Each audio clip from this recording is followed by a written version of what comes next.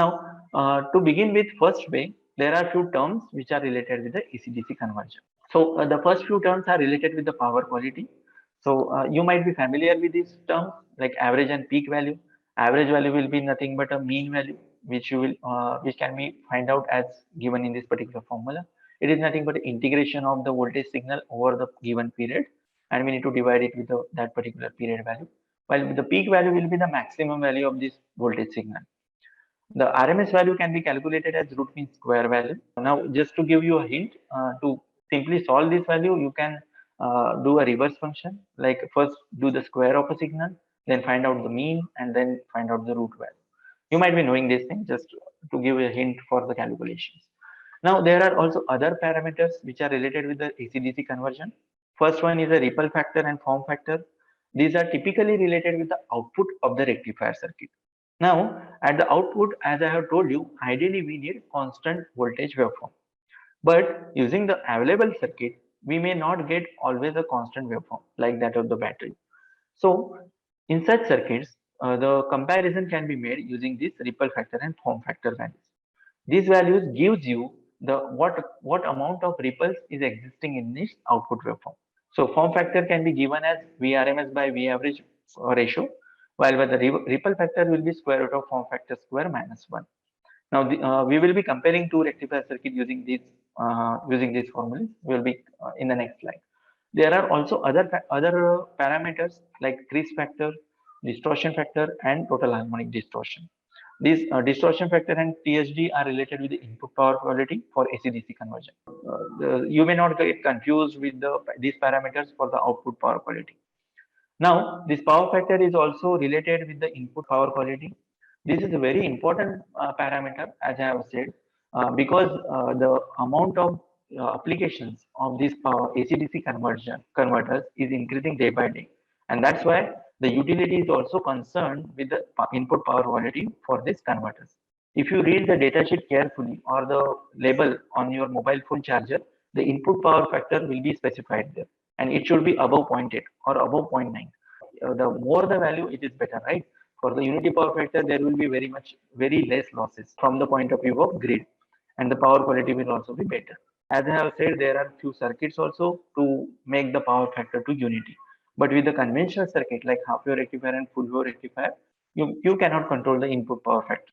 Now let us compare these two circuits, half wave rectifier and full wave rectifier circuits.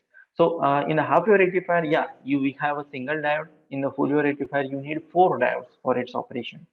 But still, its performance is quite better compared to half wave rectifier. And one basic thing is you cannot use half wave rectifier for high power application. So the question is there is no question to use it, right? Now, the average value for half wave rectifier using the earlier given formula can be calculated as Vm by pi, while for the full wave rectifier, it will be simply double that of the half wave rectifier, because now here you have two pulses per cycle, and that's why the value will be doubled. For the RMS value, it is Vm by 2 for half wave rectifier, while for the full wave rectifier, it is root 2 times that of the half wave rectifier. It is Vm by root 2. While the ripple factor for the half wave rectifier is 1.21, while for the full wave rectifier, it is only 0.48. So it is quite good compared to the half wave rectifier. So better lower the ripple factor, it is better for these circuits. Now let us again look into some more parameters which are typically related with the rectifier operation. So the above parameters, the first few parameters which I had discussed, which are also applicable to other circuits like inverters or other circuits. But these particular parameters like firing angle, extinction angle are typically related with the rectifier. So what is a firing angle? You might be knowing this. So whenever you use thyristor, because thyristor is quite popular for AC/DC converters, diode and thyristor are more popular. Okay, so in case of diode, the firing angle doesn't come into picture because we cannot control diode. But to control the thyristor, and the purpose behind control of thyristor is to control the output voltage.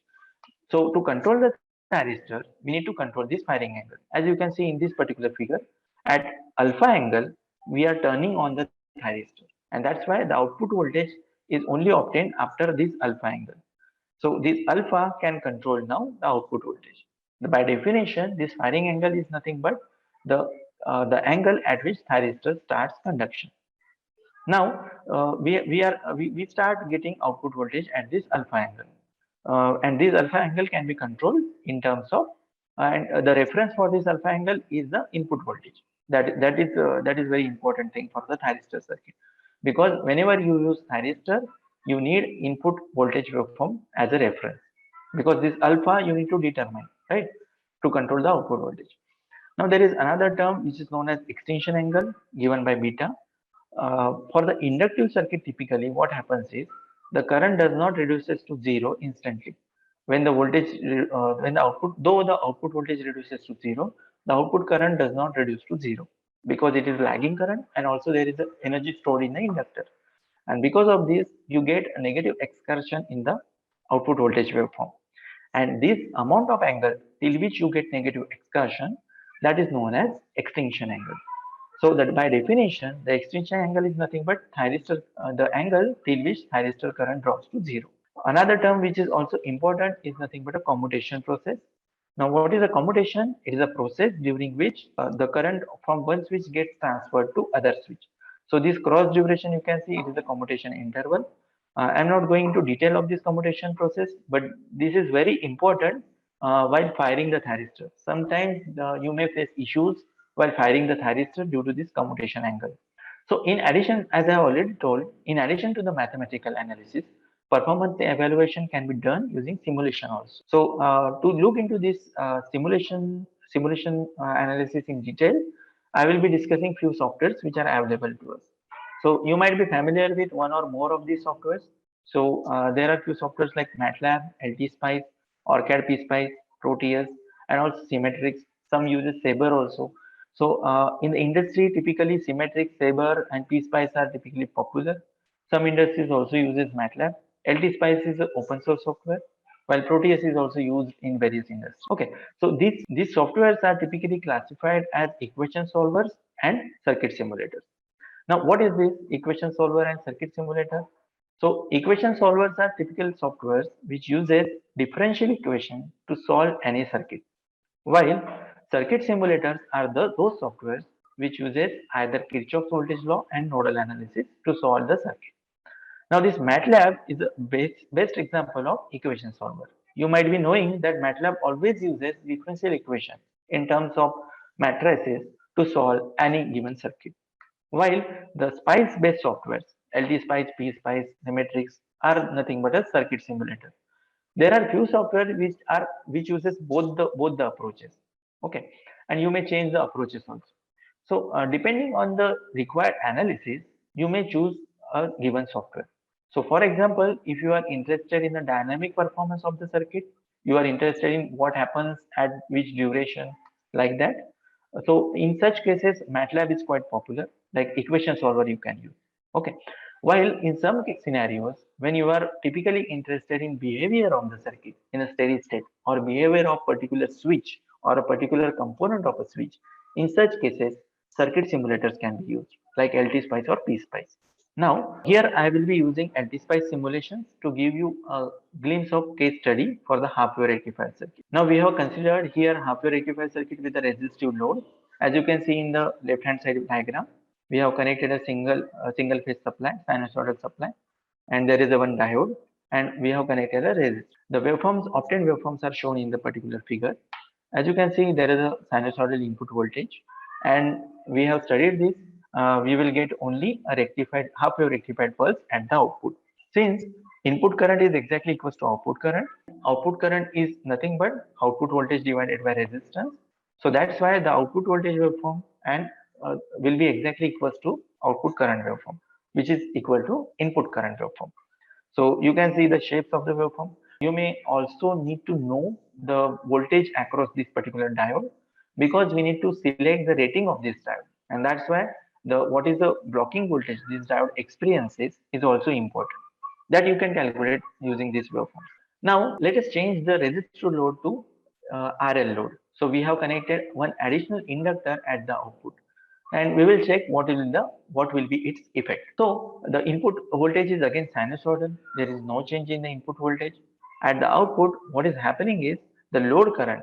The formula for the load current is now changed. It is not just V out divided by resistance, but it is a V out divided by impedance. R plus JXL. And due to these reasons, the output current is lagging to the input voltage. And that's why, as you can see, when the input voltage reaches to zero after positive half cycle, the output current is still not zero. Here there is a positive value to the output current. And because of this positive value, what will happen is this inductor, why is this? Because the inductor is acting as a current source now. It is not allowing current to change instantly. And that's why the diode will not get reverse bias. Till the energy in this particular inductor reaches to zero, the diode will be forward biased only. And what will you get at the output? Since the diode will be forward biased due to this current, the input voltage will be replicated at the output. And as you can see here, you will get the output voltage similar to input voltage for this particular duration. Now, this is known as negative excursion in the output voltage. This is particularly due to stored energy in the inductor. And if you increase the value of this inductor, this duration will also increase. And you might recall this is nothing but a beta angle, which is known as extinction angle. Now let us consider one additional case, which is the RLE load. RLE load. So where we have connected one battery in series with the R and L. Now here what the waveforms shapes are nearly same because we are not changing any passive components here. We have just connected a DC source with a battery voltage of E. Okay, so the waveform shapes are nearly equal and the explanation will also be similar. But what will happen is whenever this diode is reverse biased, so this is disconnected, output is disconnected from the input. And what will happen is at the output, you will get the battery voltage. So you can see here, whenever the output voltage was zero in the initial case, here now the output voltage is equals to battery voltage E. And while the other waveform shapes is exactly equal. One additional observation, what you can do here is the output voltage is slightly clamped to some E value compared to zero value in the initial case. Initially, it was clamped to zero value, but in this case, it is clamped to E value. So the average output voltage can be increased in such cases. This is a typical example of DC motor drive. You might recall from the DC machine course that RLE load is a equivalent circuit for a DC motor, and that's why this is a particular case which can be used for the DC motor analysis, DC motor drive analysis. Now, having said that, let us look into the industrial rectifier circuit. So, industrial rectifier circuit is not that simple. It does not only contain the rectifier AC-DC converter, but there are various other components which are related with the AC-DC conversion. So, at the input, you have AC voltage source, you have AC-DC converter at the middle, and have a load at the output. Now, you need to connect filters at both input and output side of this AC-DC converter depending on the requirement of application. Also, you have a heatsink to dissipate the heat of these AC-DC converter switches and a control circuit which will control the output power and also control the input power quality. For this control, you will need sensors from both output, input and also this AC-DC converter circuit. The most important parameter in terms of output power quality is this filter. Now, this filter we will try to see in detail. So there are both the filters at both the sides, input and output side. The typically output side filters are low pass RC or LC filter. Now here we are considering only a low pass filter RC filter with resistance equals to 0. So which is the ideal case. Now what actually I have done is I have connected a capacitor in the same simulation software. A capacitor is connected at the output. The output is a resistive load and the circuit is a simple half wave rectifier circuit. Now as you can see the output is very much changed compared to initial value. The input is exactly similar, but at the output what is happening is once the output reaches to peak value, after that since the capacitor is charged, because initially the capacitor was charging, right, when the diode was forward biased, as the capacitor is charged to peak value, the diode becomes reverse bias after this pi by 2 instant. Okay, so now what will happen is since the diode becomes reverse bias, this capacitor will start discharging in the output resistor and the output voltage will slightly start to reducing to 0. But once it reaches to again another 0 instant or the next cycle, again the once the voltage of the capacitor becomes lower than that of the input voltage, again the diode will become forward bias. It will charge the capacitor and also give the output voltage waveform. As you can see here, this voltage waveform is again half wave rectified pulse only. It is not appear, though it is not appearing exactly, but as you can see in the full waveform, you are getting only half cycle, only one waveform shape, not the two half cycles. But the ripple amount is reduced because this instant is not zero, right? Because initially you were getting the more ripple. The ripple was from 0 to Vm value, but here the average value is increased.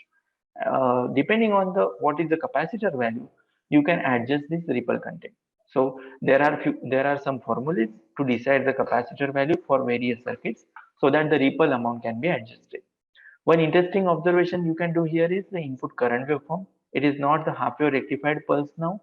It is not full pulse. It is again half of that. Why is it?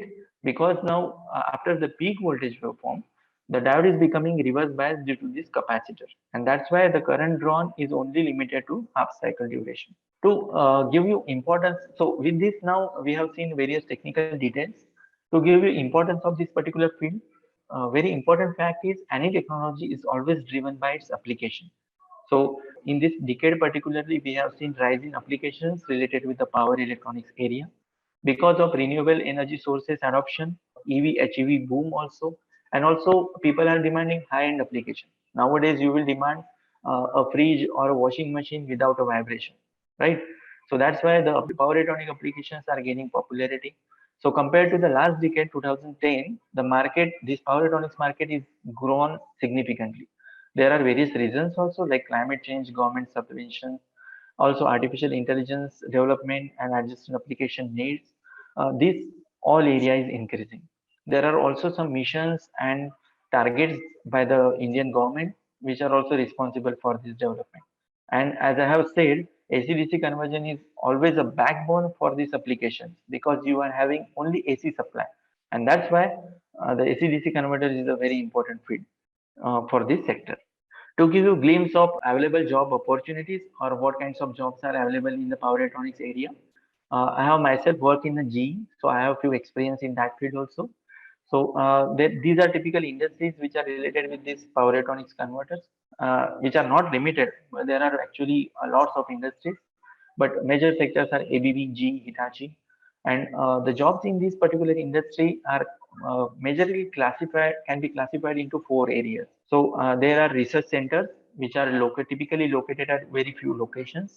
The jobs of this research, the engineers at this research center is to develop new circuits, to find out the performance of the existing circuit with the new devices. As you might be knowing that new power electronic devices are coming. Nowadays, people are not limited to only silicon devices. Silicon carbide, gallium nitride devices are also coming. And the jobs of these engineers at these research centers is to find out the performance of the converters using these new devices. Also check what are the new possible designs for the existing products. So all these are outcomes, all these are objectives of these research centers. Now, to have a jobs at these locations, you must be familiar, you must be thorough with the basics of this area. You must be knowing the analytical tools to develop new circuits, and also should be familiar with the existing circuits. There are other jobs at the industry level, which are design and development jobs. These are not particularly research jobs, but they look into the existing designs. They look into the available orders to the industry, and they try to fit the orders into the designs which are available to them, and also give guidelines to the manufacturing and assembly lines. These design and development area jobs are particularly related with the existing design, and that's why the role of operation of these simulation softwares and analytical tools comes into picture. Now, the manufacturing and assembly jobs are particularly related with the hardware assembly, and that's why you must be having hands-on on hardware equipment. You must be familiar with the actual thumb rules in this area. Another jobs are located in the testing and quality assurance area. Here, you must be having a knowledge of standards and various parameters to test the equipment and also assure the quality of the power electronic converter. As I already told you, in the case of Indian scenario, various missions are coming. Government is targeting various missions, and also there are various targets like to achieve electric mobility up to 30% by 2030. Due to these reasons, the jobs in this area are going to be increasing. Various tractions are also coming with the electrical capability, and that's why the jobs are again going to increase in this area. So to conclude my seminar, what we have looked into in this seminar is this AC-DC converter is a backbone of the any power electronic supply. We have seen the low power and high power circuit requirements. We have seen the cost and quality, how they affect the selection of suitable converter. Also, we have seen the case study for half wave rectifier circuit and also looked into the full wave rectifier circuit in detail. We have analyzed half wave rectifier circuit with various load configurations and also filter designs, how it is important. To conclude this seminar, I would like to tell you that this power electronics sector is very much growing, and that's why the jobs in this area are going to be increasing day by day. With this, I would like to conclude my seminar. These were a few references which I had used. So thank you.